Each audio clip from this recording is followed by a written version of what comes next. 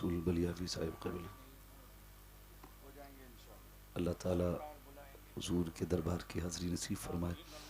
वो जुमला हाज़रीन महफिल, अस्सलामु अलैकुम व रहमतुल्लाहि व बरकातुहू। सही नहमदुहु व नुसल्ली व नुसल्लिमु अला रसूलिहिल करीम, अम्मा बअद, फ़अऊज़ु बिल्लाहि मिनश शैतानिर रजीम, बिस्मिल्लाहिर रहमानिर रहीम। या अय्युहल्लज़ीना आमनू क़ू अन्फुसकुम व अहलीकुम नारा, आमन्तु बिल्लाहि सदक़ल्लाहु मौलानाल अज़ीम व सदक़ रसूलुहुन नबियुल उम्मियुल मुतीउल मुबीनुल मुईनुल करीम व नहनु अला ज़ालिका लमिनश शाहिदीन व शाकिरीन वल्हम्दुलिल्लाहि रब्बिल आलमीन। या खुदा बहरे जनाबे मुस्तफ़ा इमदाद कुन, या रसूल अल्लाह बहरे खुदा इमदाद कुन, या शहीद करबला, या दाफ़िए करबो बला, कुल रुखा शहज़ादा कुल कुल क़बा इमदाद कुन।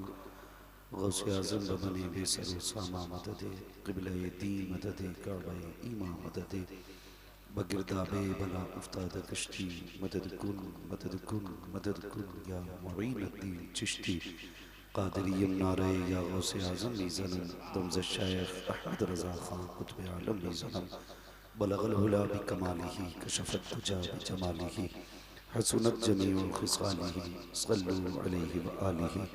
करूँ तेरे नाम पे जहाँ फ़िदा, मैं बस एक जहाँ तो जहाँ फ़िदा, दो जहाँ से भी नहीं जी भरा, करूँ क्या करोड़ों जहाँ नहीं। जिसको अपने नबी से जितनी मोहब्बत का दावा हो, कोशिश करें उतनी आवाज़ के साथ रसूल और आले रसूल की बारगाह में दुरूद व सलाम की डालियाँ निछावर करें। पढ़ें बावाज़ बुलंद, अल्लाहुम्मा सल्ली अला सय्यिदिना व शफ़ीइना व नबीना मौलाना मुहम्मदिन मादिनिल जूदी वल करम व आलिही व अस्हाबिही व बारिक वसल्लम, सलातुन व सलामुन अलैका या रसूलल्लाह सल्लल्लाहु तआला अलैहि वसल्लम। मैं दिली मुबारकबाद पेश करता हूँ मखदूम गिरामी आली जनाब सूफ़ी निज़ामुद्दीन साहब क़िबला दामज़िल्लहुल आली और इनके साहबजादे भाई मौलाना ज़ाहिद निज़ामी साहब और जुमला अहिब्बा अइज़्ज़ा अक़रिबा और जुमला आशिक़ान मुस्तफ़ा को इतनी अजीम महफ़िल का इनेक़ाद किया। अल्लाह ताला सबकी कोशिश व काविश को अपनी बारगाह में कबूल फरमाए और मौला ताला हमारे तमाम जलसों को बामक़सद और बामुराद बनाए। अज़ीज़ान मिल्लत इस्लामिया, अभी आपने ख़तीबुल हिंद हुज़ूर गाज़ी मिल्लत से जो गुफ्तगू सुनी, ये यकीन करें आबे ज़र से लिखने के काबिल है। और मैं तो कहता हूँ बिहार वालों फ़ख्र करो, अल्लाह ने आपको बहादुर गाज़ी मिल्लत दिया है। क्या बात है, बहादुर गाज़ी मिल्लत मिला है आपको। हाँ, वरना टाइटल लगाने वाले तो बहुत मिलते हैं। मैं एक बात कहता हूँ, अल्लाह करे हर सूबे के अंदर अगर एक ऐसा गाज़ी मिल्लत पैदा हो जाए ना, तो पूरी कौम मुस्लिम ना खुदा की कसम मजबूत खड़ी नजर आएगी, मजबूत खड़ी नजर आएगी। और ये सच्ची बात है जो भाई महबूब गौहर साहब ने कही थी कि सदियों में जाके कोई एक लाल ऐसा होता है। खतीब बहुत मिलेंगे, चरब ज़बान बहुत मिलेंगे, बहुत बड़ी लफाजी करने वाले, जुमलों के जाल बंदे डालने वाले, लेकिन जो दिलों पे दस्तक देना ऐसे लहजे कम मिलते हैं। मैं आपसे इतना कह के जाऊंगा, आप ना इस गाज़ी मिल्लत की हिफाजत करना, और जब अपने बच्चों की दराज़ी उम्र के लिए दुआएं मांगा करो या अपने बाप की उम्र दराज की दुआएं मांगा करो ना, हाथ उठा करके ना इस माँ के लाल के भी दुआएं कर दिया करो। हाँ, बड़ी बात है और बहुत बड़ी कुर्बानी है। मिल्लत का दर्द लेके कितने लोग उठते हैं। कभी कभी हम भी सोचते हैं ना, हिंदुस्तान में सबसे पहले और सबसे सख्ती के साथ आवाज उठने वाली फिलिस्तीन के हक में हुजूर गाज़ी मिल्लत की आवाज है। मैं साफ बात कहता हूँ, मुझे इससे परवाह नहीं है कौन बुलाएगा, कोई नहीं। पाए मोरा लंग नेस्त मुल्क खुदा तंग नेस्त, सीधी सी बात है। अल्लाह इस मर्द मुजाहिद को सलामत रखे। कभी रोना भी आता है। हजरत की ये जिंदगी के जो लम्हात गुजर रहे हैं ना, बहुत बड़ी बात हजरत ने कही। अब तकरीर ना तो मैं तकरीर के लायक हूँ, हज़रत की गुफ्तगू के बाद मैं समझता हूँ कि तकरीर करना बिल्कुल ऐसा ही है जैसा कि दिन में सूरज के सामने किसी चिराग की रोशनी तलाश करना। बस मेरी इतनी सी बात सुन लीजिए। हज़रत ने कहा था कि अब काम घड़ी देख के करने का वक्त नहीं है, अब ज़रूरत देख के काम करने का वक्त आ गया है। ज़रूरत देख के काम करने का वक्त आ गया। तहरीक बेदारी जो इतनी बड़ी तंजीम चल रही है, गांव गांव शहर शहर नगर नगर जाकर के हमें बेदार करने की कोशिश की जा रही है। हज़रत फरमा रहे हैं इस इलाके में शादियां सबसे ज़्यादा हैं, तुम्हें खुदा का वास्ता किसी शादी में डीजे नहीं बजना चाहिए, ये अहद करो वरना तकलीफ होती है, तकलीफ होती है। अभी हजरत ने एक बात पूछी कि बताइए कि रिचार्ज कितने का होता है, तो छोटे से बड़े तक सब ने बता दिया था ये महीने भर का रिचार्ज। लेकिन अगर आपसे कोई ये पूछे कि गाजा से या फिलिस्तीन से हमारा रिश्ता क्या है,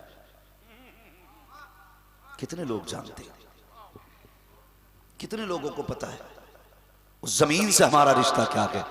बस इतना समझ लो, फिलिस्तीन वो जमीन है जिस जमीन पे जाके मेरे महबूब ने नबियों की इमामत फरमाई है, वो जमीन है। मस्जिद अक्सा वो मकान है जहां से महबूब अर्शों की सैर के लिए तशरीफ लेकर के गए। इसका तज़किरा हमारे कुरान में है और इसका इश्क हमारे सीनों में रहना चाहिए। सारे लोग इश्क करते हैं ना, फिलिस्तीन से मोहब्बत है ना सबको, बोले जरा कितनों को है? सबको है ना। मगर एक बात बताओ, जिनके घर के अंदर लाश पड़ी हो वो डांस नहीं किया करते, जिनके घर के अंदर ऐसी लाशें हो कि जिन लाशों पे सर सलामत ना हो, वो अपने शहरों के दिन अय्याशियां और बदमाशियां नहीं किया करते, जिनके घरों के अंदर बेटियों के सरों के दुपट्टे बच्चों के कफन बन गए हों, वो अपने घर की शादियों के अंदर बेटियों के दुपट्टे और उनके ठुमकों पर रक्स नहीं किया करते। अगर तुम्हें दर्द है ना अक्सा से, अहद करो आज के बाद किसी शादी के अंदर हमारे डीजे नहीं बजेंगे, कई गाने नहीं बजेंगे। और तुम्हें खुदा का वास्ता, तुम आज भी अपने ऐश में डूबे हो, अपने ऐशो इशरत में डूबे हुए हो। मैं कभी सोचता हूं, कभी ख्याल आता, जब दुआ के लिए हाथ उठते हैं ना, मुझे बगदाद वाला गौस याद आता है। एक दिन मैं सोचने लगा, यही बगदाद वाला जब घर से पढ़ने के लिए गया, सरकारे गौसे पाक फरमाते हैं बड़ी भूख लगी थी, इतनी भूख थी कि मैं खुद निकल गया दरिया के किनारे ताकि मुझे जो लोग सब्जी धोने के लिए किनारे पे आते हैं उनकी फेंकी हुई कुछ सब्जी मिल जाए। कहते मैं गया, मैंने देखा मुझसे पहले कुछ भूखे लोग वहां पर थे, वहां पर थे। कहते बस मैंने उनको देखा और पलट आया, कहीं ऐसा ना हो कि जिस चीज की तलाश में ये आए हैं उसी की तलाश में मैं आया हूं और वो चीज मुझे मिल जाए, इनमें से कोई मेरी वजह से भूखा रह जाए, इनमें से मेरी वजह से कोई भूखा रह जाए। ये सरकार गौसे पाक का किरदार। और हमारी कौम अभी तक करामतों के ढोल बजा रही है। याद रखिए, करामतें सुन के कोई वली नहीं बना, अगर वली बनोगे तो उनके अखलाक और उनके किरदार को पढ़ने के बाद अल्लाह तुम्हें विलायत अता फरमाएगा। कितने लोगों की कोशिश रहती है हमारे अखलाक और हमारा किरदार बगदाद वाले की तरह हो। बहुत गौर से सुनिएगा, गौसे पाक ने भूख के आलम में नदी पे से वापस लौटाए ताकि इनमें से कोई बंदा भूखा ना रहे। आज कितनी बेटियों को इसलिए जिंदगी भर सताया जाता है कि तेरे बाप ने खाना ढंग का नहीं दिया था। कितनी बेटियों को पूरी जिंदगी ये ताना दिया जाता है तेरे बाप के पास तो लुकमे तक नहीं थे देने के लिए। खुदारा आप भी साबिर बनो, किसी पे ज्यादती ना करो, जिंदगी इतनी आसान कर दो कि गरीब सर ना पटके बल्कि फख्र से कहे खुदा का शुक्र है उसने मदीने वाले की उम्मत में पैदा फरमाया। ऐसे अखलाक पैदा कीजिए अपने। आज सारे लोग 11वीं का लंगर खाने वाले लोग हैं, ऐसा तो कोई नहीं जो लंगर में खाता। सूफी साहब अल्लाह ताला उम्र खिज़र अता फरमाए, बहुत कमी है। एक दिक्कत ये भी हुई है महबूब भाई, जब से हमारे मदरसों से ना तसव्वुफ की किताबें निकाली गई तब से सूफियत का मानी बदल दिया। अल्लाह ताला हम सबों की रूह को इश्क़े मुस्तफ़ा से सवरने और सजने की तौफीक अता फरमाए। एक बात हम कहा करते हैं, उजाले अपनी यादों के हमारे साथ रहने दो, न जाने किस गली में जिंदगी की शाम हो जाए। हम करामतों से ज्यादा जरूरी है बुजुर्गान दीन के हालात जिंदगी के बारे में सोचा करें, उनके बारे में गौर व फिक्र किया करें। अब तो ऐसे भी लोग पैदा हो गए गौसे पाक की करामत से भी तौबा कराई जा रही है। अल्लाह खैर फरमाए, ये कौम कहां जाके रुकेगी। हालात बहुत ज्यादा इस वक्त संगीन है। अल्लाह ताला इस उम्मत पे रहम फरमाए। मेरी बात गौर से सुनिएगा, थोड़ी देर गुफ्तगू करूंगा, बहुत ज्यादा आपका वक्त नहीं लूंगा, वरना तो सच तो ये था गाजी मिल्लत की गुफ्तगू के बाद अब किसी गुफ्तगू की जरूरत बाकी नहीं रह गई थी। अगर इसी गुफ्तगू पे अमल कर लिया जाता, इंशाअल्लाह आज की महफिल में आना हमारा कामयाब हो जाता। मगर हुक्म है सूफी साहब क़िबला का, थोड़ी देर के लिए हाजिर खिदमत हूँ, सुने बहुत गौर के साथ। सरकार गौसे पाक ये वो हैं जो मादरजाद वली हैं, और हमारा तो ये मानना है आलम अरवाह में भी गौसे पाक वली थे। ये सरकार गौसे पाक की अपनी शान है। बाप भी बेमिसाल है, माँ भी बेमिसाल है, फूफी भी बेमिसाल है, परिवार ही बेमिसाल है। इतना बेमिसाल कि मेरे आला हजरत ने कहा था, कादरी कर कादरी रख, कादरियों में उठा कदर अब्दुल कादिर कुदरत नुमा के वास्ते। तो सरकार गौसे पाक की शान, अल्लाह अकबर फरमाते हैं, अगर मैं इजाज़त ना दूँ ना तो सूरज नहीं निकलेगा, अगर मेरी इजाज़त ना हो ना तो छुपेगा नहीं। फरमाते हैं रब ने वो पावर मुझे अता की है, अगर मुसीबतें भी आती हैं तो अब्दुल कादिर से इजाज़त लेके आया करती है। अगर आप चाहते हैं मुसीबतों से बचें तो बगदाद वाले की 11वीं किया करें। करते हैं ना 11वीं? सारे लोग करते हैं, जरा सर न हिलाएं, जबान चलाएं, मुझे पता लगे अभी आप थके हुए नहीं हैं। करते हैं ना 11वीं? सारे लोग करते हैं ना 11वीं? अल्लाह ताला सबको बगदाद वाले के लंगर की खैरात अता फरमाए। तो अगर मुसीबतों से बचना चाहते हो उनके नाम की महफिल सजाया करो। वो तो ये कहते हैं उस वक्त तक कोई मेरा नाम नहीं ले सकता जब तक मैं ना चाहूं, उनकी मर्जी के बगैर कोई उनका नाम नहीं ले सकता। मदरजात वली कितने बड़े वली। फरमाते मेरे ही बचपना था, अपने बचपने की कहानी सरकार गौसे पाक बयान फरमाते, कहते मेरा बचपना था और मैं बच्चों के साथ खेलने के लिए घर से बाहर निकला। जैसे ही घर से बाहर गया ना तो मैंने बच्चों को देखा, उन्होंने एक बैल को घेर रखा था, एक बैल। और बच्चे बचपना सब जानते हैं, ऐसा घेर लिया कि बैल कहीं निकल नहीं पा रहा था। कोई पूंछ पकड़ता, कोई पैर पकड़ता, कोई नाक पकड़ता, इस तरह से बैल को घेर लिया। वो पाक फरमाते मैंने भी जाके पूंछ पकड़ ली। कहते जैसी पूंछ को हाथ लगाया ना, बैल ने मेरी तरफ देखा, कहने लगा अब्दुल कादिर तुम तो सोचो, तुम्हें तो इसके लिए पैदा नहीं किया गया था ना, तुम्हें तो इसके लिए पैदा नहीं किया गया था। मुझे हैरत होती है, हमने सिर्फ करामतों पे ख्याल किया। सरकार गौसे पाक फरमाते हैं जैसी बैल ने कहा तुम्हें इसके लिए पैदा नहीं किया गया था, मैं डर गया, दौड़ के घर में गया, सहमा हुआ था, छुप के घर के अंदर लेट गया। कहते जैसे लेटा ना, अंदर आवाज आ रही थी, लब्बैक अल्लाहुम्मा लब्बैक ला शरीका लक लब्बैक इन्नल हम्द वन निअमा। कहते ये आवाज मेरे कानों से टकराई, मुझे ऐसा लगा जैसे कोई मेरे घर के पीछे ये आवाज दे रहा हो। मैं दौड़ के छत पे गया, जब मैंने छत पे जाकर निगाह डाली तो मेरे घर के पीछे तो कोई ना था, बल्कि काबे की तरफ तवाफ करने वाले लोग मुझे अपनी छत से नजर आ रहे थे। मैंने देखा, उतर के आया, मैं दौड़ करके माँ की गोद में आके बैठ गया। मेरे माथे पे पसीना था, माँ ने कहा लगते जिगर नूरे नजर, ये चेहरे पे कैसा खौफ है। कहा माँ जब बैल के पास गया, उसने कहा तुम्हें इसके लिए पैदा नहीं किया गया है। जब छत पे गया तो मैंने काबे वालों को तवाफ करते हुए देखा, मामा होती है, लाल को सीने से लगाया, कहा लगते जिगर परेशान क्यों होता है, तू तो वो है जब पैदा नहीं हुआ था तेरी आमद के चर्चे पहले से हो रहे थे, जब तू हमारे शिकम में आया था तेरी बरकतें नजर आ रही थी। अब्दुल कादिर तू दुनिया में बाद में आया है, तेरे आने का ऐलान आने से पहले कर दिया गया। नारे तकबीर, नारे रिसालत, फैजान सरकार गौसे पाक, जिक्र सरकार गौसे पाक, हजरत मुफ्ती हम्माद रजा साहब मुरादाबादी।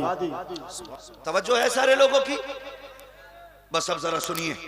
गौसे पाक अम्मी अंदर गई, जानते हो अम्मी ने 80 दिरहम निकाले जो बाप छोड़ के गए थे। ठीक है जी।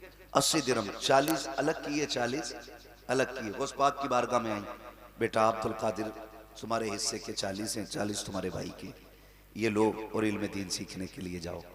अब्दुल कादिर याद रखना, माँ नहीं आएगी, अकेले जाना है, अकेले जाना है। जैसे इतना सुना, सरकार गौसे पाक माँ का चेहरा देखने लगे, कहने लगे जैसे आपकी मर्जी है। सरकार गौसे पाक जब चलने लगे, सरकार गौसे पाक की अम्मी जानती थी आज के बाद अब्दुल कादिर से मुलाकात नहीं होगी।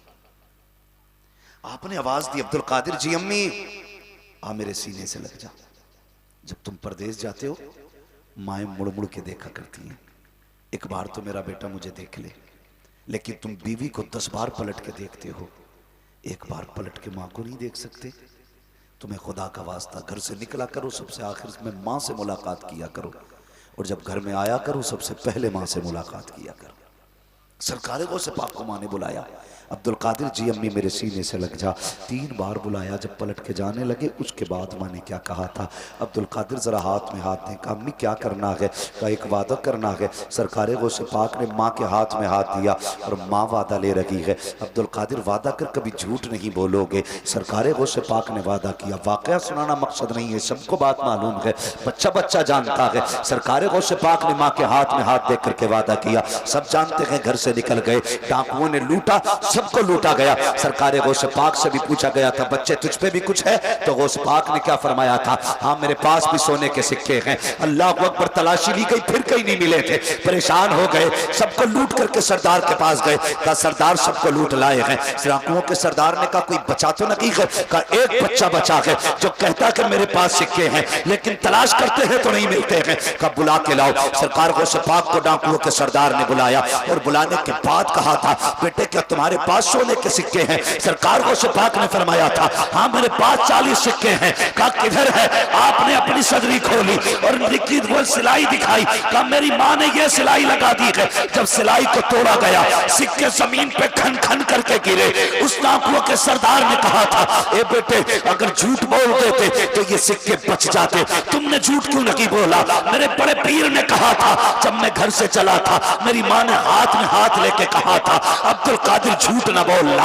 अल्लाह अकबर। आज मैं तुमसे पूछना चाहता हूँ, जब तुम घर से निकला करते हो, ईशा का बाद हो या मगरिब का बाद, माँ कहती है बेटे कहाँ जा रहे हो, कहते हो बस अभी आ रहा हूँ। कभी 12 बज जाते हैं, कभी 1 बज जाता है, माँ से झूठ बोल के घर से निकलते हो। तुम्हें गैरत क्यों नहीं आती है। मगरिब के बाद घर से जाते हो और कहते हो बस अभी आया। यार तू तो यारों के साथ बैठ करके चौराहे पे चाय पी रहा है, तुझे पता है तू यारों के साथ होटल पे खाना खा रहा है। जिस माँ से कह के आया था अभी आऊंगा पलट करके, उस माँ ने तेरी वजह से खाना नहीं खाया है। उस माँ ने तेरी वजह से अभी तक एक लुकमा हलक से नहीं उतारा है, और तुम माँ से बातें करके झूठ बोला करते हो। हया आनी चाहिए, गैरत आनी चाहिए। माँ से कभी झूठे वादे ना किया करो, जो माँ के कहा करो वही करके दिखाया करो। माँ कहती है कब आना है, बस अभी आया, और कहते हो माँ बेवकूफ है। नादान माँ बेवकूफ नहीं होती है, ये तो इतनी चालाक है। जब तू बोल नहीं सकता था, तेरे रोने से तेरी भूख पहचान लेती थी। जब तेरी जबान पे जुमले नहीं आते थे, तेरे आंसुओं से दर्द का अंदाजा लगा लेती थी। तुझे माँ बेवकूफ लगती है। खुदा की कसम ये बेवकूफ नहीं हो सकती है, इसने तेरी नब्ज पकड़ के बता दिया था। आज बुखार देखना होता है, लैब में ब्लड डाला जाता है, मशीनें चेक करके कहती है इसके बुखार का ये आलम है, मगर सलाम कर माँ की अक्ल को। तेरी कलाई पकड़ के कहती थी मेरे लाल को बुखार हो गया है, तेरे तलवे छू के कहती थी पानी की सिकाई की जरूरत है। जब तेरी सांसें अटक रही थी, लोग कहते थे ऑक्सीजन देंगे, माँ ने कहा था मेरे सीने पे डाल दो, मेरे बेटे के लिए सबसे बड़ी ऑक्सीजन मेरी सीने की धड़कन होती है। आज तुम कह दिया करते हो माँ बेवकूफ होती है। जरा हाथ रख के तो बता प्यारे, सीने पे हाथ रख, माँ को बेवकूफ कहता है। सोच तो सही, जिस दिन तुम माँ के शिकम में आया उसी दिन से माँ ने मर्जी का खाना छोड़ दिया था। जब वो खाती थी उसे पलटी होती थी, कहा नहीं नहीं कुछ नहीं खाना है, मेरा बच्चा सलामत रखे। तूने 6 माह माँ के शिकम में गुजारे, माँ ने उल्टा लेटना बंद कर दिया। और यार तुम बाजार जाया करते हो, 5 किलो का थैला लेकर के आते हो, तुम्हारे बाजू थक जाया करते हैं, इधर थैला उधर जूता। बीवी से कहते हो ला जल्दी दादी से पानी, मुझे बता तो सकी तू 5 किलो का थैला 2 घंटे टांग लेता है, तेरे बाजू दर्द करते हैं, उस माँ को क्या कहेगा जिसने 9 महीने तक तेरा बोझ अपने पेट में संभाल के रखा, लेकिन कभी तुझे फेंका नहीं था, अपनी मर्जी का खाना छोड़ बैठी ताकि बच्चा सलामत रखे, उल्टी लेट नहीं सकती थी ताकि बच्चा सलामत रखे।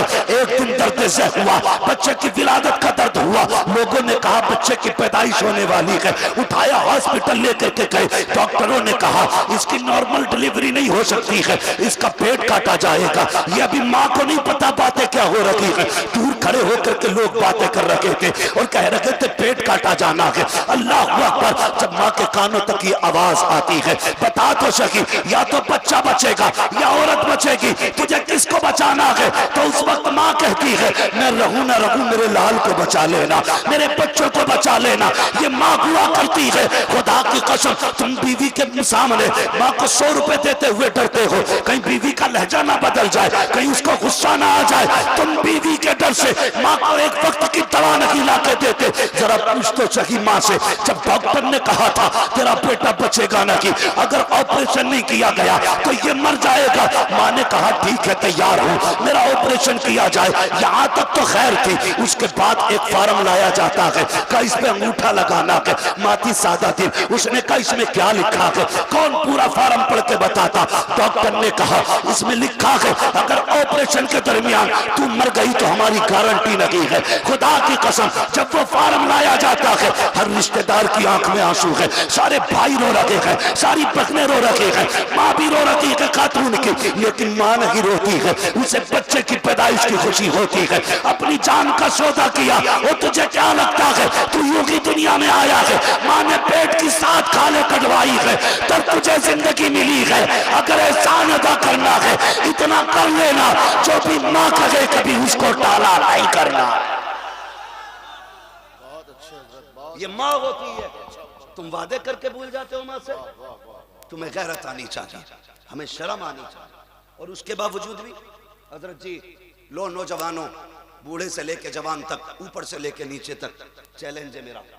जो तजर्बा कर चुके हैं और जो नहीं किए हैं वो तजर्बा कर लेना। मेरी बात याद रखो, अगर तू खाने के वक्त घर पे ना आए तो तेरे आने तक खाने पे इंतजार सिर्फ मां कर सकती है, सिर्फ मां कर सकती है। जिस दिन मां सफेद कफन में लेकर, किसी को दस्तरखान पे तेरा इंतजार नहीं होगा, कोई तेरी राह नहीं तकेगा, कोई नहीं पूछेगा कहां है। बीवी कहेगी होशियार है, शौहर जब आएगा किचन से निकाल के खा लेगा, लेकिन मां है, जब उसे बच्चे कहते हैं मां खा ले, का नहीं अभी तेरा भाई नहीं आया है, जब तक वो नहीं आ जाता मेरे हलक से लुकमा नहीं उतरने वाला। मां होती है। आज हम झूठ बोलते हैं मां से, धोखा करते मां के साथ। खुदा का वास्ता मां की इज्जत किया करो, मां की कदर किया करो। दुनिया में इस जात जैसी कोई जात नहीं मिलने वाली, नहीं मिलने वाली है। पीर कितना भी बड़ा पीर क्यों ना हो, चाहे वो गौसे आजम क्यों ना हो, मां मां होती है। हाँ, मां हुआ करती है।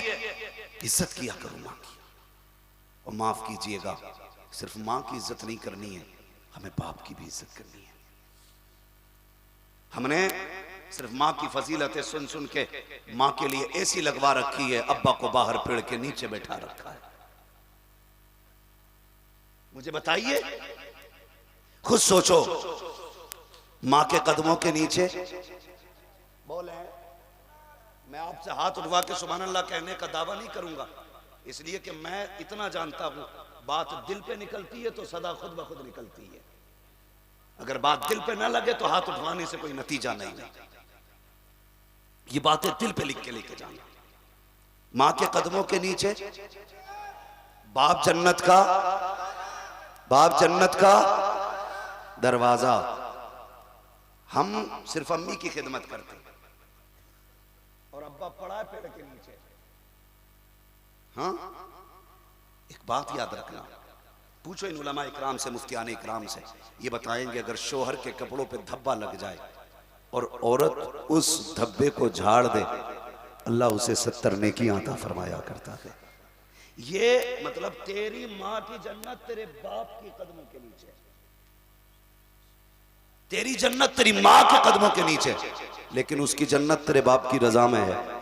सोच, जिसकी रजा में तेरी जन्नत की जन्नत है, फिर उस जात का अपना आलम क्या हो। करते हैं इज्जत। बड़े सख्त लहजे होते हैं हमारे, बड़े सख्त लहजे होते हैं। खुदा इज्जत किया करें। बीवियों के कहने में आकर के माँ बाप को धक्का ना देना, माँ बाप को घर से ना निकालना। सरकार गौसे पाक ने माँ से वादा किया। डाकू से कहने लगे, सुन, मैंने माँ से वादा किया था, माँ से वादा किया था। माँ के वादे के लिए 40 क्या, मैं 40,000 सिक्के बर्बाद कुर्बान कर सकता हूँ। चीख निकल गई। उसने कहा, अफसोस अब्दुल कादिर, तुझे माँ का वादा याद है और हमने रब से किया हुआ वादा भुला दिया है। चल ऐसा कर, मुझे कल तौबा करा के अपनी गुलामी में ले।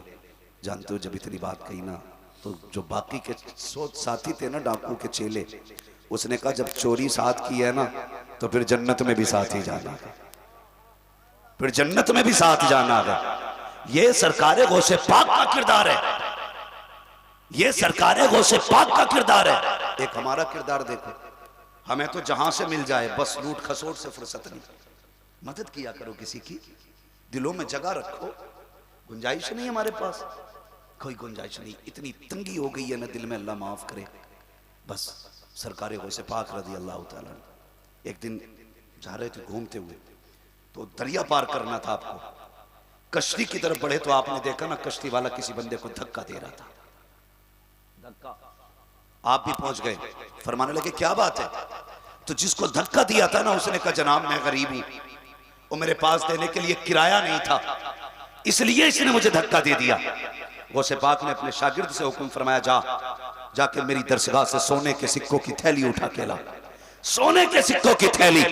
और आपने कश्ती वाले के हवाले करके कहा था, ले संभाल के रख। आज के बाद अगर कोई गरीब आए ना और उस पर किराए का पैसा ना हो ना, तो उसे अब्दुल कादिर के पैसे से कश्ती पार करा दिया दरिया। उसे अब्दुल कादिर के किराए से दरिया पार कराना। आज कितना करते हो, आज कितना करते हैं। सगा भाई हॉस्पिटल में हो और भतीजी दरवाजे पे बिलक रही हो, तो चचा कहता थोड़ी देर पहले कहती तो मदद करता। इस दौलत की भूख ने रिश्ते तोड़ दिए हमारे, हमारे अपने अपने नहीं रहे। आज पैसा सब कुछ है मेरे भाई, पैसा जेब तक रहना चाहिए, रिश्ते दिल में रहने चाहिए। वरना पैसा तो होगा, कोई अपना नहीं होगा। पैसा तो होगा, कोई अपना नहीं होगा। मेरे भाई, कितनी दूरियां हो गई। आज कोई अल्लामा बन गया, कोई मुफ्ती बन गया, कोई पीर बन गया, कोई इंजीनियर बन गया, कोई डॉक्टर बन गया। लेकिन जब छोटे थे तो सब भाई भाई थे, सब भाई भाई थे। और कैसे रिश्ते थे बचपन में? ऐसे रिश्ते थे, अगर दो भाई अलग अलग स्कूल में पढ़ते थे, एक पहले आ जाता था और एक बाद में आता था, तो जो पहले आता था माँ उसे खाना देती थी, कहती थी बेटे खा ले। वो कहता था नहीं, जब तक वो भाई नहीं आ जाता मैं खाना नहीं खाऊंगा। कौन थे ये? भाई भाई थे, भाई भाई थे। अगर कोई चीज आई, माँ ने एक बेटे को दी तो उसने दूसरा हाथ फैला दिया, माँ ये मेरा हिस्सा था, मेरे भाई का हिस्सा भी दिया जाए। ये बचपन था हमारा। अगर किसी ने बचपन में हमारे तमाचा मार दिया तो भले दूसरा भाई छोटा क्यों ना हो, हमारे लिए लड़ जाता था। कल भी यही भाई थे, खून भी यही था, रिश्ते भी यही थे, और आज भी यही रिश्ते, यही भाई है, यही खून है। लेकिन आज क्या है, कल जितने के लिए दूसरों को मारने जाते थे, आज उतनों के लिए अपनों के कान पे तमंचे लगा रखे। कल जिस बात के लिए दूसरों से लड़ते थे, आज तुमने वही कयामत अपनों पे ढा रखी है। क्यों हुआ ऐसा? तो जवाब सिर्फ यही है, जब तक दौलत दिल में नहीं थी तब तक रिश्ते दिल में थे, और जब दौलत दिल में आ गई तो रिश्ते दिल से निकल गए। ये दौलत कुछ नहीं है, इसके पीछे ऐसे ना जाना कि अपनों को भूल जाओ। दिलों में जगह रखा करो, गुंजाइश रखा करो, अपनों पे खर्च किया करो। याद रखना, कभी कभी दवाएं वो काम नहीं करती हैं जो दुआएं काम कर जाया करती हैं, जो दुआएं काम कर जाती हैं। लेकिन दुआ लेता ही कौन है? सूफी साहब। अरे वो उन्हें क्या पता, वो तो तारीख दुनिया है, उसके बाद चल रहे हैं। उसने पढ़ाई करी है 18वें तक, क्या है LLB है। उसके पास गए, भाई बता जमीन फंस रही है, भैया ले रहा, क्या करना? कहता 10 साल की करा दे। उसके पास गए जिसने 18 साल किताबें पलटी थी। 18 साल उसने कहा गोली मार दे जाके, बाइज्जत मैं बरी करा दूंगा। क्या ही अच्छा होता वकील के पास जाने से पहले हुजूर के गुलाम की चौखट पे आते, कहते भाइयों का झगड़ा है, बता कैसे निपटेगा?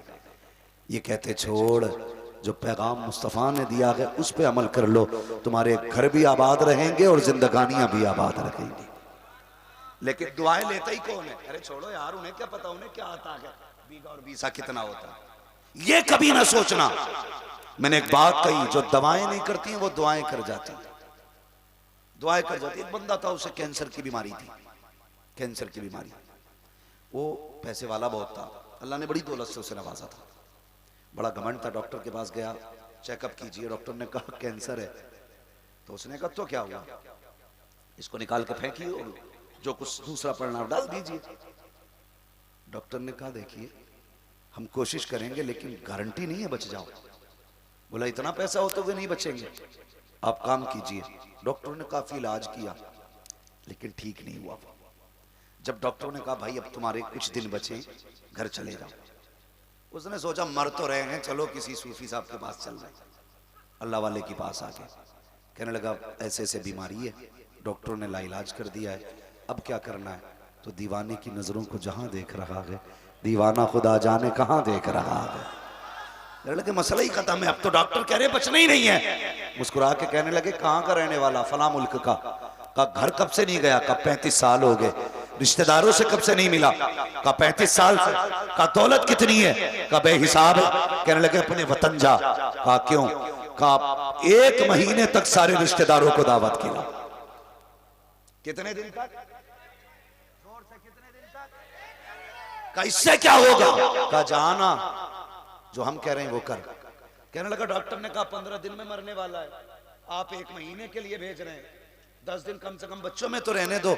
फरमाने लगे फिर तेरी मर्जी है, एक वो इलाज है जो तुझे दुनिया के तबीब ने बताया है, ये वो इलाज है जो हमें मदीने वाले हबीब ने बताया है। किसकी सुननी अब तू जा? उसने कहा लो मर तो रहे हैं, चलो फिर बाबा की भी मान लेते। आया अपने वतन, 1 महीना सारे रिश्तेदारों को खाना खिलाया। 1 महीना। हालत जान रहे हैं आज? मेहमान आ जाए, दस्तरखान बिछा होता और देखा रिश्तेदार आ गए, दस्तरखान उठा के लल्ली उठा के रखो ले, अब बाद नहीं खाना। तुम्हारे फूफा आ गए, लो भाई बाद में खाया। पहले लोग कैसे होते थे? मेहमान आया बिस्मिल्लाह, दस्तरखान लगाया जाए, आज मेहमान आ गया। ये होते थे हालात। कह रहा पीर साहब तावीज दे दो, बरकत नहीं हो रही। बरकत होगी कहां से? सांप बन के तो बैठे हो तुम, ना किसी को एक दाना देने के ना खिलाने के। अल्लाह अकबर। दिलों में जगह पैदा करें, दिलों के अंदर गुंजाइश पैदा करें। तो आज मेहमानों को देख करके लोगों के चेहरे उतर जाते हैं। और पहले के लोग मेहमानों के बगैर खाना नहीं खाते थे। वो कितना प्यारा शेर था, वो कहा था, किसने कहा था मुझे नहीं मालूम, लेकिन कहा था अल्लाह मेरे रिस्क की बरकत न चली जाए, 2 रोज से घर में कोई मेहमान नहीं है। ये एक बरकत वाला मसला। हम दस्तरखान समेट देते हैं, एक लुकमा किसी को खिलाना नहीं चाहते। और कुछ जरा मेहरबानी करें, ये भी हिसाब लगाते रहते कौन बीमार हो रहा है, फिर 4-5 दिन डट के उसकी जरा तीमारदारी की जाए। मिजाज फुर्सी के लिए जाते हैं और खाना खा के आते हैं, खाना खा के आते हैं। हमारी बस्ती की बात है, बड़ी मशहूर बात है। जमींदार थे, हमारे अपने गांव की बात है। तो उनका एक बैल था, बैल तो 2 थे, एक बैल लाइट के करंट से मर गया। किसी वजह से एक बैल मर गया, तो लोग उनकी खैर खबर के लिए आ रहे, बैल की। बैल बैल बैल बैल, जो भी आता यही पूछता कुछ दिन के बाद के क्या हुआ था बैल को? बोले कौन से बैल को? बोले पहला वाला बैल। उससे मैं एक दिन कहने लगे पहले को सब पूछ रहे हो, दूसरा भी पूछो उसका क्या हुआ है। बोले उसका क्या हुआ? बोले पहला मर गया था, दूसरे को तुम खा गए।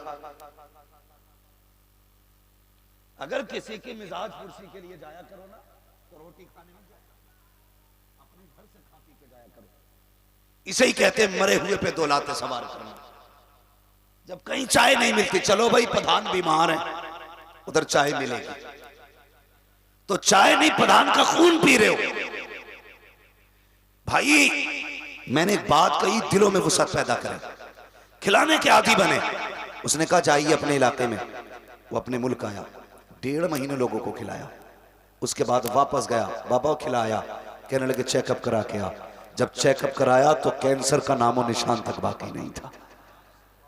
वो कहने लगा, डॉक्टर ने कहा यह कैसे हो सकता है? उसने झूम के कहा था, कौन देता है देने को मुंह चाहिए, देने वाला है सच्चा हमारा नबी, जिनके तलवों का धोबन है आबे हयात, है वो जाने मसीहा हमारा।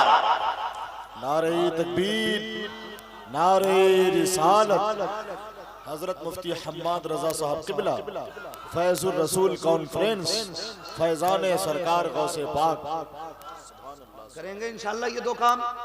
अभी तक 2 मैसेज हो चुके मेरे।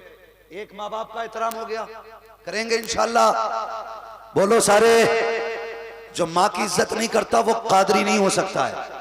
सुन लो, खाली नारे लगाने से काम नहीं बनेगा, अमल में भी हमें मजबूत होना पड़ेगा। माँ की इज्जत करेंगे इंशाल्लाह, बाप की भी। अब्बा का नाम भी लिखेंगे दुकान के ऊपर, अरे लिखोगे कि नहीं? अब्बा का भी लिखना है, ये मेरे माँ बाप की दुआ, ये लिखना है। तीसरी बात मैंने क्या कही है? मैंने कहा है कि अपने रिस्क में दूसरों का हिस्सा रखा करो, करेंगे भी इंशाल्लाह। अब तीसरी बात कर, चौथी बात कर लूं, सुनेंगे?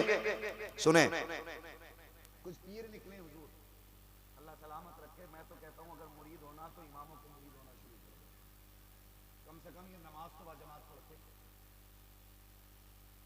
ये सच्ची बात है। इमामों से मुरीद हुआ करो, ये पक्के नमाजी होते हैं। एक पीर निकला, वो कह रहा मेरा मुरीद है तो फिर नमाज की जरूरत ही नहीं, माज़अल्लाह। एक पीर है मुरादाबाद में, उसने कहा मालूम क्या कहा? उसने ऐलान किया, उसने कहा कि नमाज मुर्दों की पढ़ी जाती है, माज़अल्लाह, अल्लाह तो जिंदा है। एक फिरका ऐसा है, ये सारे सुन्नियों के बीच से निकलने वाले फिरके, पीरा मुरीदी वाले फिरके। वो फिरका ये कहता है कि जब नमाज पढ़ो तो रुकू में यूं मुंह रखा करो, सजदे में भी यूं मुंह रखा करो।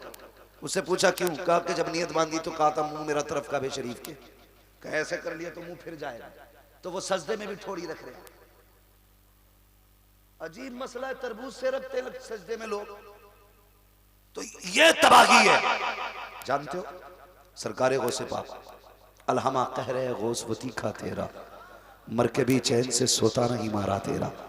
आपने एक पैर पे खड़े होकर के पूरा कुरान मुकम्मल किया काबे शरीफ में।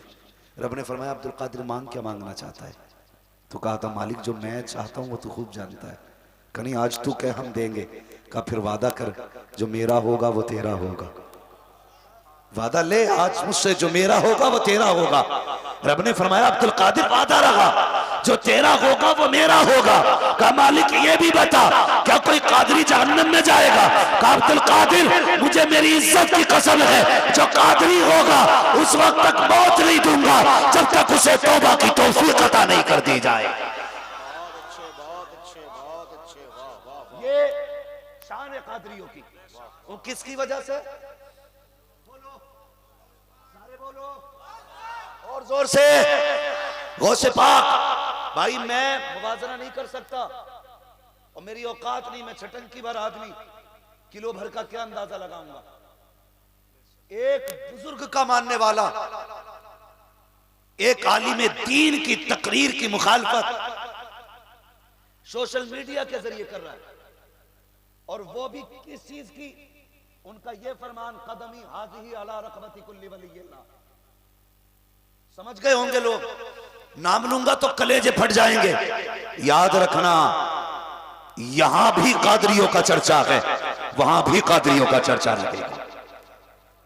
याद रखिएगा, जो वली कब्ल हुए बाद हुए या होंगे सब अदब रखते हैं दिल में मेरे मौला तेरा। पीर साहब तो अदब रख रहे हैं और मुरीद देखो।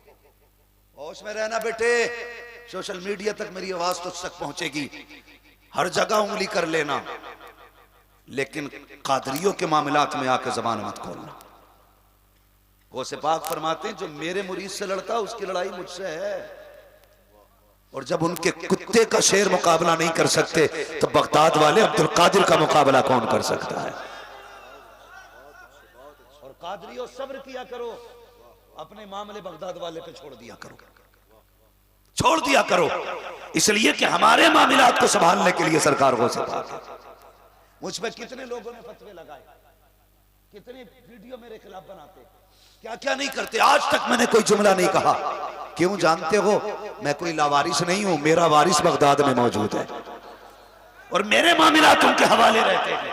खुदा का शुक्र है नीचा करने वाले जमीन में घुस गए और उनका फैज है दिन ब दिन हम आसमानों पे छाते जाए। इसलिए अपने मामला सरकार गौसे पाक पे छोड़ना, सरकार गौसे पाक पे। तो वो हालात देखो, सरकार गौसे पाक। मैं आपसे गुजारिश करूंगा ऐसे ढोंगे पीरियों से बचना जो ये बात कहते हैं जी हमारे हो गए तो फिर किसी की जरूरत नहीं है। ये शान सरकार गौसे पाक की है, जो कादरी होगा वो जहन्नम में नहीं जाएगा, अल्लाह ताला उसे तौबा की तौफीक देगा। ऐसे बहुत सारे वाकयात मेरे जहन में हैं, लेकिन वाकया बताना मकसद नहीं है, बस कुछ पैगाम दे के जाना चाहता हूँ। रात काफ़ी तेज़ी से बढ़ रही है, वक्त गुजरने वाला है, इतनी रात तक आप जागे हुए हैं और बैठे हुए हैं। अल्लाह आपकी नज़रों को सलामत रखे, नस्लों को सलामत रखे। नौजवानों, दो पानी ऐसे होते हैं जो बड़े काम के होते हैं। एक ट्यूबवेल का पानी होता है जो फसलें संवार देता है, एक रात को मुसल्ले पे गिरने वाला आंसुओं का पानी होता है जो नस्लें संवार देता है। ये दोनों पानी बड़े कीमती, एक पानी जो फसलें संवारता है, एक पानी जो नस्लें संवारता है। इन दोनों पानियों को मजबूती से थामना सरकार गौसे पाक। शेख सादी शिराजी रहमतुल्लाह तआला अलैह फरमाते हैं कि काबे शरीफ के तवाफ में लोग मसरूफ थे, कोई अपने लिए कुछ मांग रहा था, कोई कुछ मांग रहा था। कहा उसी भीड़ में एक ऐसा शख्स भी था जो रो रो के अपने गुनाहों की माफी मांग रहा था और इस दर्द से रो रहा था कि लोग अपनी दुआएं करना भूल गए और सब उसकी तरफ मुतवज्जे हुए। सबने कहा मालिक ये इतना गुनाहगार है तो इसे बख्श दे। इसका लहजा बता रहा है ये बड़ा गुनाहगार है, ए अल्लाह इतने दर्द से रो रहा है, मालिक इसे बख्श दे। शेख सादी शिराजी फरमाते हैं जब वो रोने वाला उठ के जाने लगा और चेहरे से कपड़ा सरका ना, तो कोई जानी या शराबी या पापी ना था। फरमाते हैं वो अब्दुल कादिर जिलानी गौसुल आजम थे जो काबे के अंदर इस दर्द से रो रहे थे। अब मुझे पता तो सही, अजान होती रहती है, तुम कान में उंगली डाले सोते रहते हो, तुम्हें रब की याद क्यों नहीं आती है? क्या तुम्हें अपने गुनाहों का ख्याल नहीं आता?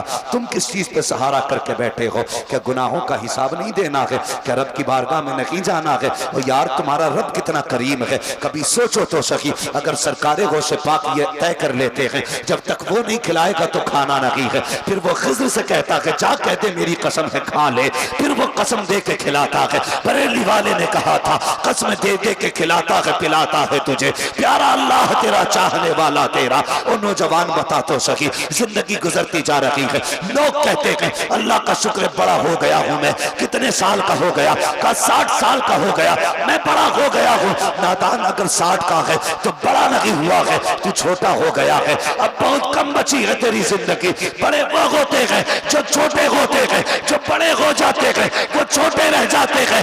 इस चीज का जन्मदिन न बना कि 40 साल का हो गया, 60 साल का हो गया, केक न काट। अगर उम्र 60 साल आ गई है, आंसू निकाल ले, मुसल्ला बिछा ले, रब को रो के दिखा दे, कहते मालिक पापों में जिंदगी गुजरी है, अब तो राजी हो जा।